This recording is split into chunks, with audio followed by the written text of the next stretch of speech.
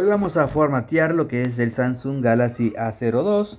Este proceso es fácil, es sencillo. Solamente toca prestar mucha atención a este video tutorial. Vamos a presionar el botón de encendido y el botón de volumen abajo mientras que tocamos la tecla de llamada de emergencia.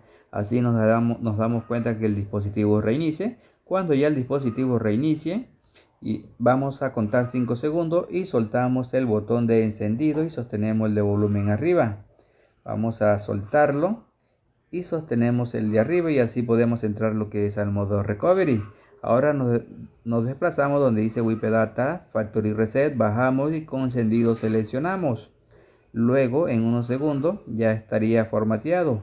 Para reiniciar el dispositivo con botón de encendido lo reiniciamos y así de fácil podemos formatear este dispositivo. Ya si el dispositivo te queda con la cuenta de Google, con la cuenta de seguridad, vamos a dejar unos métodos en la descripción del video y en los comentarios para que puedas eliminar lo que es la cuenta si te queda bloqueado. Ya sabes, suscríbete si aún no te has suscrito. Activa la campanita de notificaciones también dándole un buen like y dejando un buen comentario. Y no se les olvide compartir nuestro video.